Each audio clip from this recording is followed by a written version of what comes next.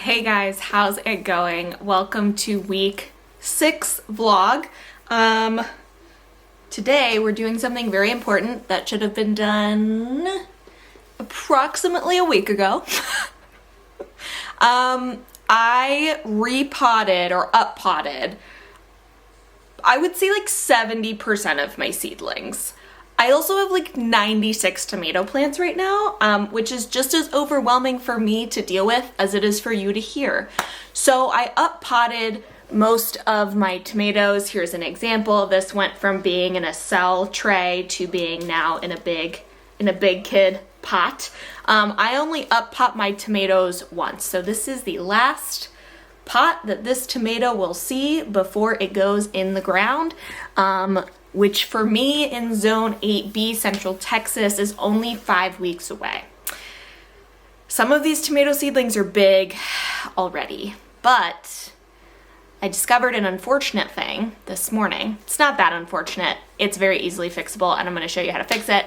But sometimes we get busy, and last week I got busy and I did all of these tomatoes and it was exhausting and I was having really bad allergies, and I also have a really hard time working with the potted soil that's all loose without a mask on, because I just like breathe it in and it's a whole thing, okay? It's just a whole thing. So I did not do the last 30% of the seedlings that needed to be transplanted. So one of those that needed to be transplanted were my tomatillos. So this row right here are tomatillos, and this row are sunrise bumblebee tomatoes. Sounds cute, doesn't it? So the tomatoes are definitely struggling. Just this right here is a sign of plant struggle. When that leaf curls all the way under like that, that's not good. That means the plants are struggling. But what I noticed was this. This tomatillo plant has buds on it. So fruiting plants like tomatoes and tomatillos and peppers and any plant that fruits, what happens is you have your leaves and then you have buds, like what those are. Then you have flowers, and then you have fruit that has the seeds in it, and that's how the life cycle of a plant happens. Obviously, I don't want buds. These are gonna be like super tiny little tomatillos. So I guess the first thing is, why did this happen? This happened because this plant does not have enough room. This cell is not enough room for this plant. And I can actually, if I lift it up, I can see the roots in the bottom of the cell tray. So that's reason number one. Reason number two is sometimes when the plant gets stressed like this, what it does is it says, oh no, I need to reproduce. Well, how does that plant reproduce? It produces buds, which produces flowers, which produces fruit, which has the seeds. So what we're gonna do, this is not an irreversible issue, okay? What we're gonna do is I'm going to repot this plant with a mask on so I don't breathe in all the stuff that clearly irritates my lungs. But what I'm going to do before that is I'm going to snip these buds off. So I'm just going to take a little tiny pair of like cuticle scissors, is actually what I use, and I'm going to snip these little buds off, and that does not hurt the plant. As long as the plant has a bigger environment to keep growing its roots, it's totally fine. It is not going to hurt your plant at all. So you can do this with tomatoes, you can do this with peppers, you can do this with tomatillos, but that's how you fix that issue. It's not a completely irreversible issue, but this is what happens when you don't repot your stuff, guys. So you do have to up-pot your seedlings if you start them within, I would say I'm on week about 4 of these seedlings. Yeah, I'm on week 4 of these seedlings, and I did start them very early. I started them with the intention of them being as big as they could possibly be by the time I get them in the ground, so I could have a little bit of an early start. So that is what's happening there. Somewhere else that's happening, which I will show you guys, I'm dripping water on the floor, are these that also need to be repotted. They are huge. These are Alaska red shade nasturtiums. These are also on the list to be repotted. They're literally falling over, but look at these beautifully variegated leaves. Oh, they're so cool. So I need to get these repotted, and honestly, these are really big. These are honestly gonna have to go in the garden like super soon, because they're just like falling over, and I'm sure when I take these out, they're going to be very root bound. So we're due for some really cold nights this week. Really cold for Texas standards. When I say really cold, the nights are gonna hit like 25, I think is our coldest. So that's really cold for Texas. And nasturtiums do not do well in the cold. So these guys are gonna hang out inside for a little bit longer before they actually get transplanted out. Something else that's happening with the seedlings is these. It's so cute. This is a Thai red roselle. And this plant will actually go in the community garden. We have a whole herb section of the community garden. So that's where this plant will go, which I'm really excited about. I actually got this seed in a seed swap with Whispering Willow Farms, and I'm really pumped about it.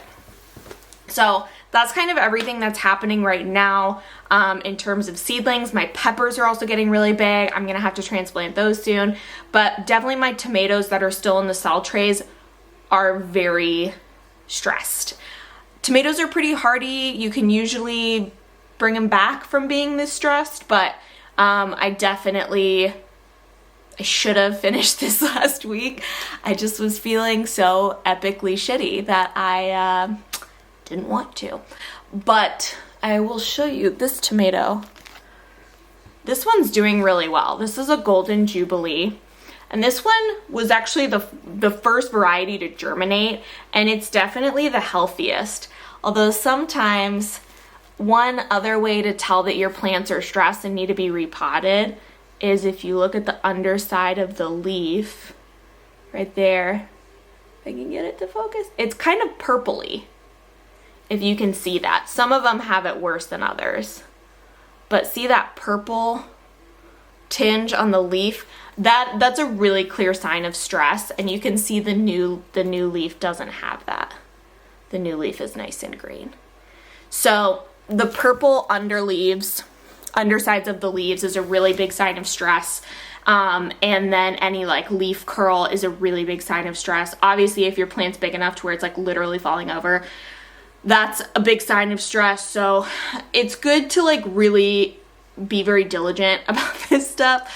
I should have been, and I wasn't, because I didn't feel very good. So it definitely gets harder the more plants you have. But we are going to finish getting this stuff up potted, and go from there. This is kind of the time of seed starting where you start to feel like your life's being taken over by plants. Or maybe you just always feel like that because you love gardening, which is cool. But it's gonna be fine. It's gonna be fine because you're gonna have nice, healthy plants.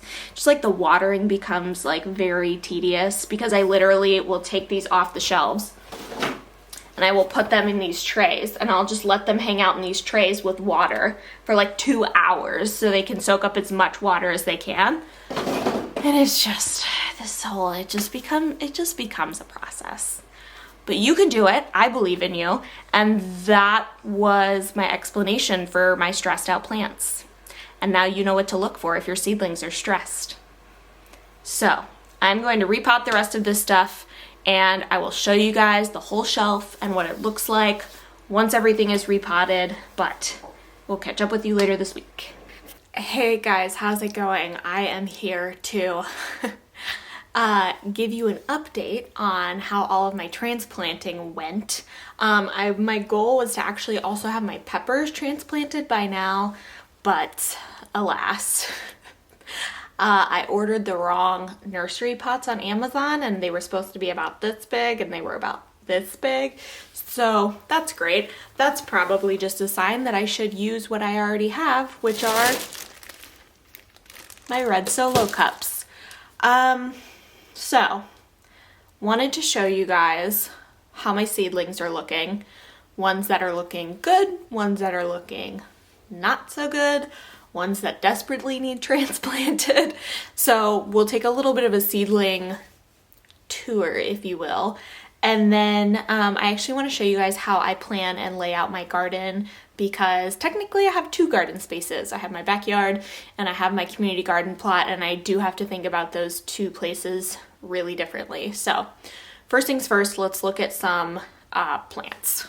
So first things first, let's look at some tomatoes, the good and the bad. I don't really see that big of a difference with the tomatoes, whether I put them in a red solo cup or if I put them in an actual nursery pot. You just have to make sure, like I said earlier, you poke a hole in the bottom. For me, with the amount of plants that I'm growing and my current setup, red solo cups were just more digestible, if you will, for me this year than going with a whole nursery setup. So this is a red cherry tomato that's doing really well. A lot of really nice leaf development and not too much issues with yellowing or the purple underleaves.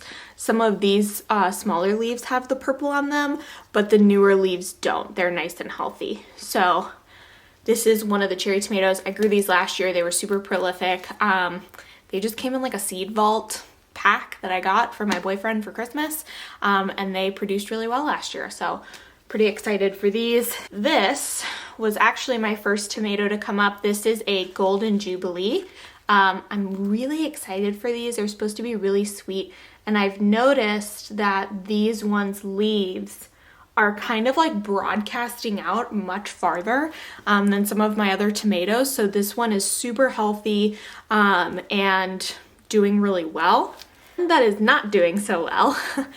This is a Sunrise Bumblebee. I did just transplant this not too long ago, so I'm not surprised that it's having some issues, but I've never seen this happen. This like very severe leaf curl.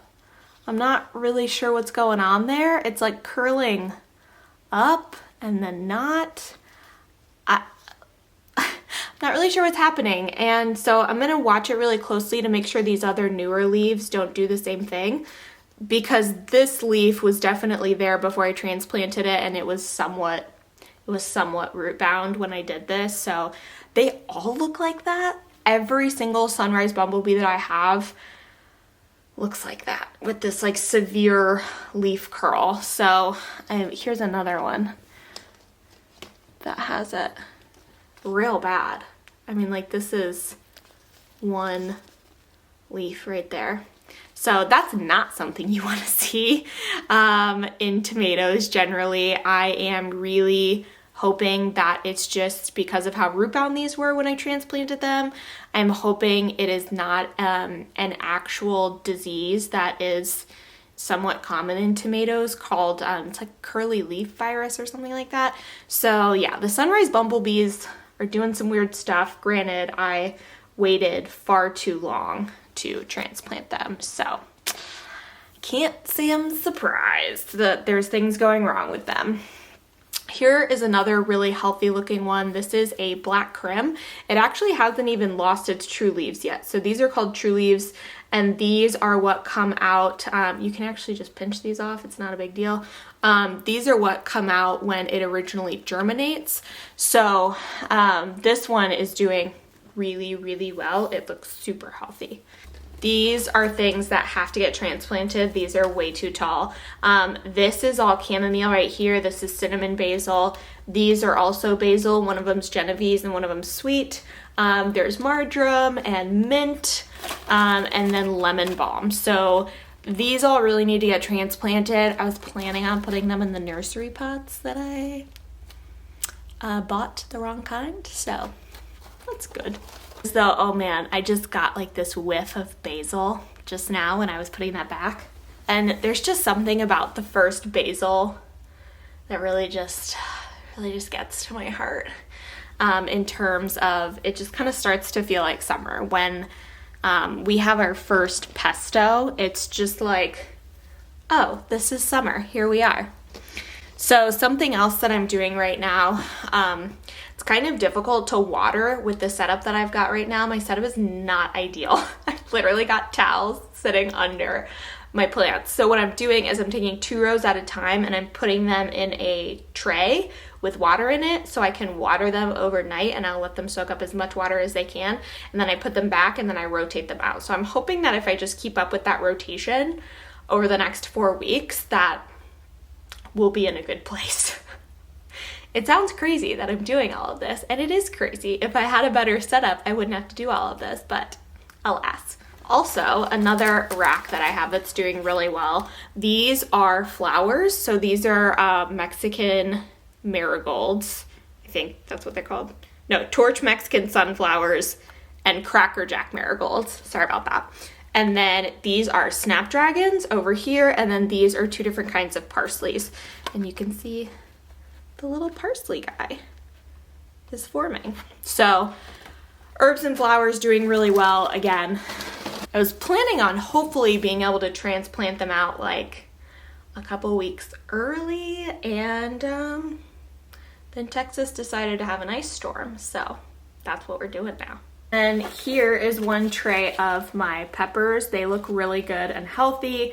They definitely need to be transplanted. I was planning on doing that this weekend. I'm probably still gonna do it. I'm just gonna use the solo cups. You can't really deep plant these the way that you can, like with a tomato, you could plant it that deep and you're all good. But with peppers, you can't really do that because they don't have the hairs on their stem that actually make them able to do that. So you have to be a little bit more careful with peppers when you're potting them, but these do look really healthy. The only thing, which one was it? Have they all pretty much come up? I think I had pretty much full germination rate. I did have to reseed some of them, but it looks like I had about 75% germination rate with most of these. And with peppers, that's not that uncommon. Peppers are just harder to germinate. I had a heat mat under them the whole time. They just take longer and sometimes they're a little more iffy. So I'm happy with the plants that I did get. I think I got at least 3, if not 4 out of 4 seeds that I planted. I did have to re-sow a couple of the varieties, so I'm just going to attribute that to the fact that it's a pepper and not necessarily the variety. So that's kind of a tour of the seeds and how everything's doing. I'm only about 4 weeks away from actually planting everything out, and I'm pretty pumped about that because once plants get to be a certain size, they start to get really overwhelming. And they start to just kind of feel like they're taking over your life. But I will say it feels good to have like this ray of hope that like I was pinching off a few like little tomato leaves, and you know, you get that smell of the tomato tar is what they call it, which is the like yellowy stuff that a tomato like secretes when you pull off a leaf. And it's like sticky, but it has a certain like very condensed tomato smell. Like I smelled that, and then I can smell the basil, and it's like, it's all so close but so far away because there's an ice storm. So for those of you that are new here, or you may not know, or you may not have seen a garden tour, I actually have 2 garden spaces. I live in a neighborhood in Austin, Texas, and when I lived and worked downtown, I started with my community garden plot, and it was super convenient. It was right close to where I worked, so it was really convenient to go water every day, and then it was really kind of like an escape on the weekends from just normal life. So that's where I started gardening, was at my community garden plot. It is 10 foot wide by 20 foot long, and it's just a big plot of dirt. You can do whatever you want with it. You can make paths, you can organize it however you want. Lots of people do lots of different things, but that is my community garden plot. So that's garden number 1, is my 10 by 20 foot plot. Garden number 2 is what I've been building in my backyard. So we live in a rental house, and everything that I've done in the backyard, I plan on undoing whenever we move out. And I will either just spread grass seed or put down sod to replace there wasn't much grass there to begin with, if I'm being honest. But I will just replace all the grass before we move out someday, whenever that day comes. So that is my other garden. And the other garden that I have here, I have 2 4x8 foot beds. I have a 4x4 foot bed, and then I have 2 arch trellises. Most recently, I built a no-dig garden bed. I will link the video here where I did it so you can see how to do it. And that is 3 foot by 12 foot. And then I have a little like corner where I've planted some like herbs, and I've got tulip bulbs in there right now, but that was existing when we moved into the house. So those are my 2 gardens. Those are the 2 spaces that I have to work with. So in planning my garden this year, obviously you learn a lot of lessons from whenever you do this kind of stuff. So my first lesson that I learned in planning my garden was to make room for the things that you want to grow a lot of, that you want to can, that you want to preserve, and also the things that make you excited. So for example, I planted last year, I had 3 Roma tomato plants, 3 cherry tomato plants, and 3 beefsteak tomato plants. I put them in 2 rows. They were way too close to each other, and the beefsteak tomatoes ended up getting completely choked out. I got 1 beefsteak tomato. My Roma tomatoes went insane, like absolutely insane. My Roma tomatoes were super highly productive, and my cherry tomatoes were like, okay. What I learned was I would have liked to have a lot more beefsteak tomatoes. The Roma tomatoes I was really happy with because I would actually make those into sauce, and then I would can it, and we had tomato sauce. We have pizza every Friday. That's a kind of a thing for us, and so we would have tomato sauce from our homegrown tomatoes, and basil and all the other ingredients pretty much except for the garlic. We would have that just ready, and it was really cool. We had it for months. So Roma tomatoes I was really happy with, and then the cherry tomatoes were kind of like meh. It was nice to have them every once in a while, but it was not worth the amount of work to have 3 plants. I could have had 1 plant and would have rather had more room for the beefsteaks, or I would have rather had more Roma tomato plants. So that's just kind of one of the lessons I learned. Another lesson was I got really excited about planting watermelons. I've never liked watermelon. Never once in my whole life have I ever liked watermelon. And instead of growing like 1 watermelon vine, I grew 8. I think I picked 2 of them at the right time, and they took over a quarter of my garden for at least 3 months. I could have grown something else. So that's why I've really thought a lot about the space that I have, and what I would like to plant and how much of it I would like to plant. So I still think you need to make room for things that make you really excited. Like I built that heirloom tomato bed, that 3 foot by 12 foot bed in my backyard. I built that especially because I wanted to grow heirloom tomatoes this year. I didn't grow them last year because I was a brand new gardener. And this year I wanted to grow heirloom tomatoes.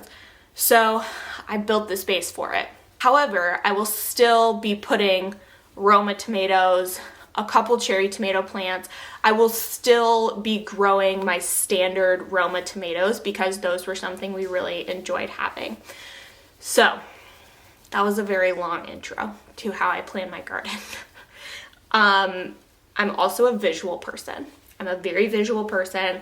I need to have a graph. I need to have a drawing. I need to have some kind of visual thing to look at to know what I'm going to do. So here's what I did. I drew it all out on a whiteboard. I'm not actually sure how well you're going to be able to see this, but I have my community plot right here, and what you can't see is this whiteboard actually has squares. They're like 1 inch by 1 inch squares. So I literally drew everything to size, as in this box where my community plot is 20 squares by 10 squares. So kind of what you can think about is giving everything 1 to 2 feet of room around it. So in the community plot, another thing I have to think about with the community plot is the fact that, produce could get taken out of that plot. It doesn't happen very often, but I'm not going to grow my fancy heirloom tomatoes somewhere where they're going to get taken.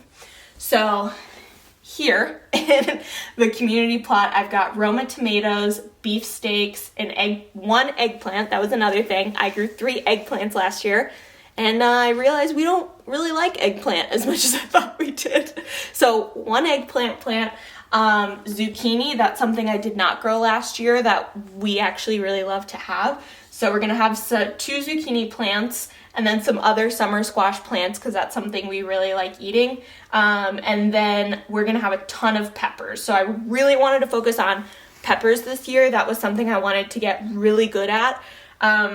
So we'll see if I can do that.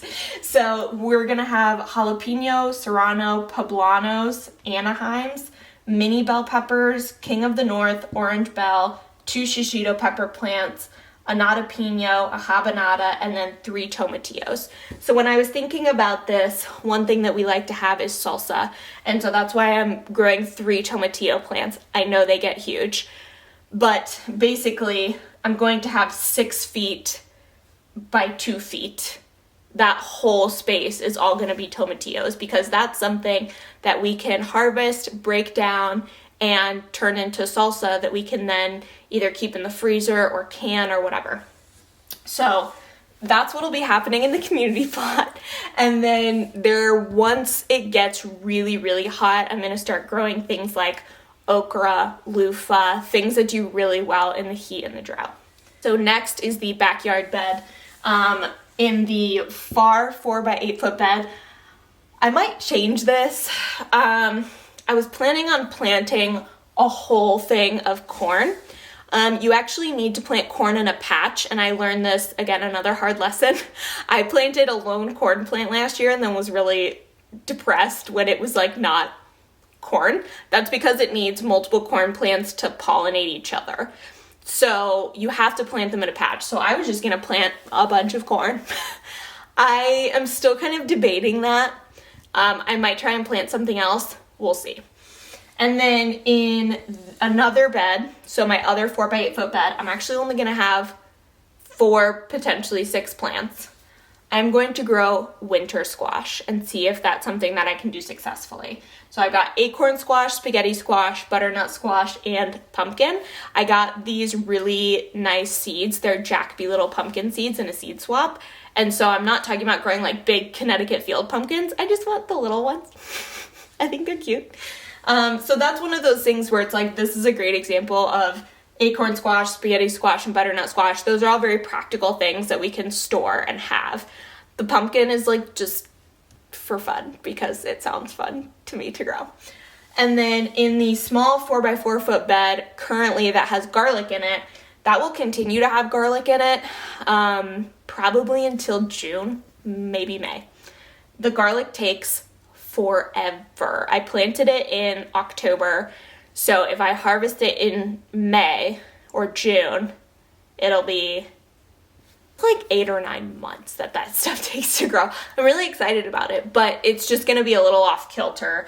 The garlic will be in there for a while. So after the garlic comes out, I'm likely going to plant some kind of bean, some kind of bush bean, because we really enjoy having fresh green beans. And then on the trellises that go in between all of my backyard beds, I will have different kinds of cucumbers. I'm planning on doing, the trellises are about, I would say I could fit probably 2 plants on each side of the trellis. So I'll probably have 4 plants of Marketmore cucumbers and then 4 plants of Boston pickling cucumbers. There is a risk that they get cross-pollinated because they're not that far apart, but we really just use cucumbers for fresh eating. I tried to pickle a lot of cucumbers last year and then I realized we don't really like pickles. So again, never liked pickles, just like I've never liked watermelon, but I was really into making pickles there for a while. And then the heirloom tomato bed will have all different kinds of heirlooms, yellow pear tomatoes, black crim, either red or yellow brandywine, not sure which one yet, Cherokee Purple, Golden Jubilee, San Marzano, Berry's Crazy Cherry, and and a red beefsteak. So this is how I plan. This is what will be happening in the garden. So in regards to some other things that I think about when I'm planning where I'm going to put these plants, is really how much space they need, how often they need to be harvested. For example, like a zucchini. When zucchini start to grow really fast, you have to harvest that stuff like every day or every other day. I do not have enough sunlight in my backyard to grow zucchini. I get the lower end of sunlight on my backyard in the summer, probably around 7 hours, I would say, because there's, fencing and trees and I'm in a neighborhood. Whereas my community plot is much more clear, so it gets a lot more. My community plot in the summer probably gets at least 10 hours of sun, at least. So that's kind of a couple of things I think about. Another thing I think about is how often I need to water some of these things. So like tomatoes, for example, they can take a few days of not being watered. Same thing with peppers, whereas like really high water content things like cucumbers need to be watered much more frequently. Another thing to think about is things that require pollination. I think I'll be fine with the bee situation. Definitely at my community garden, there's tons of bees. We're actually partnering with somebody who's going to be keeping a beehive at the community garden, which is great. And then here, I see bees here all the time. Not a ton of them, but I think once I'm starting to grow a lot more flowers and like, pollinator friendly stuff, I think the bees will be very happy and they would be happy to come see me. So those are things to consider when you're planning your garden, especially if you've got multiple spaces. I know I'm in a very unique situation having both a backyard garden and a community garden plot, so I really have to strategize and think about what I want to grow, where I'm going to fit it into this whole crazy situation, and do I want to grow it that badly to really not stress myself out, but you really have to evaluate. If I had all the land in the world, I would just try and grow everything. But having small spaces, you really have to make a lot of important decisions. But I also think you have to make room for things that you're really just excited about. Like even last year, I planted sunflowers for the first time that ended up attracting these stupid stink bugs that sucked the juice out of my tomatoes towards the end of the season. And they were aggressive. They would like fly right at your face and they were no bueno. And I tried different pest control methods and nothing worked. But anyways, I planted these sunflowers that attracted these stupid bugs that ruined my garden time for like 2 months. And, but every time I saw these sunflowers, they just made me so stupidly happy and just so like, oh, I just loved it. And so now this year, I'm still going to plant sunflowers. I will just find a different place to put them where there's not like these mean, evil bugs close to where I'm doing a lot of my gardening. So drop any questions you have in the comment section. I really have enjoyed talking to you guys over these few weeks that I've been vlogging weekly. I know I didn't show you, I don't think I showed you one thing outside, and that's because it's disgusting outside. But we're supposed to have snow next week, so maybe I'll show you guys that. I've gotten confirmation from all of my northern gardening people that my garlic and my onions will be a-okay. So thanks so much for hanging out with me. I would love to hear what you are growing this year and how you're planning your garden and any lessons that you learned from last year. I think honestly, garden planning has so much to do with lessons that you learn and things that make you excited, which aren't always the same. So thanks so much for joining me and happy gardening. We'll see you next week.